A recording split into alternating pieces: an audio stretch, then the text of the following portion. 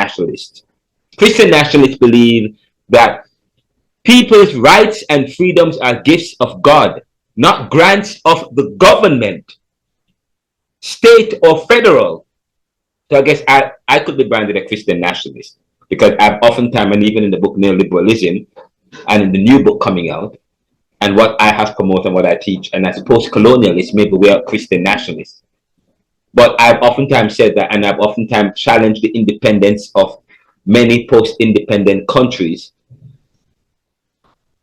because the kind of independence and freedoms, say for example, when we think about the civil rights, when we think about the emancipation and the freedom, the emancipation was an act.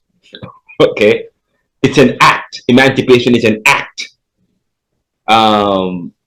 And independence is they have elaborate ceremonies granting freedoms and so on and so forth. But I've oftentimes said, okay, some people, but then you have to be careful about this, the narrative when people say that all of our rights and freedoms are gifts of God, not grants. Who are they talking about? Black people, brown people, or Anglo-Saxon people? Whenever black and brown people fight for their freedom and independence, that's a problem. But when other kind of people do it, say for example, the American Revolution, okay, after the Americans got their independence was recognized. Their new nation was recognized, but their nation wasn't recognized. In fact, they were ordered to pay a debt. Did America pay a debt? We don't know about that.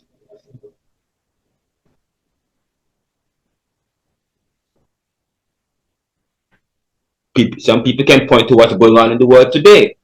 Russia fighting Ukraine or invading Ukraine, as against the Palestinians and the fight between Israel and Hamas and so on and so forth.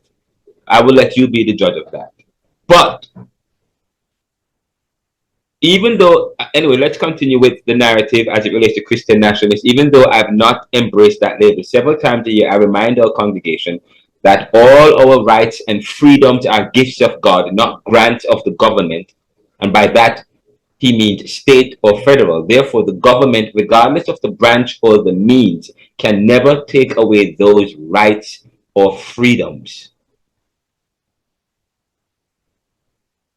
That doesn't mean that they won't try, and they have tried. We see that happening all the time. The attacks on biblical Christianity are only in their infancy here in the US. They can and will get much worse, so on and so forth. That was somebody responding to an issue. But that's quite interesting. And then of course there was, I want to play this particular conversation that someone had. Is that they believe. I want to play a conversation that someone was having about Christian nationalism for you as well. So let me stop sharing my screen and go back to share again. And where is it? Is it this? Yes. And share. Okay, and let me share the sound as well. Share sound. Listen to this, guys. The one thing that unites all of them, because there's many different groups orbiting Trump, but the thing that unites them as Christian nationalists, not Christians, by the way, because Christian nationalists is very different, is that they believe that our rights as Americans, as all human beings, don't come from any earthly authority. They don't come from Congress. They don't come from the Supreme Court. They come from God. The one thing that unites all of them, because there's many different groups orbiting Trump. Okay, so they're talking about Trump, the US, in the US, and the people who support Trump are calling themselves Christian nationalists, believing that their authority don't come from Congress, but it comes from God. Now, as critical thinkers, that could be a dangerous statement, because when you think about nationalism, the people who support Trump, you know what happened on January 6th. Many of them tried to launch an insurrection and to overturn the election results. In their defense, they're calling themselves Christian nationalists, saying that, and their authority to do that.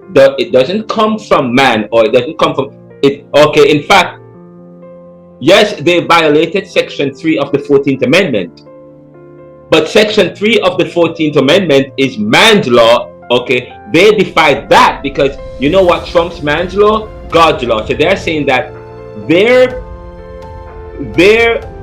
action, the action of people in a democracy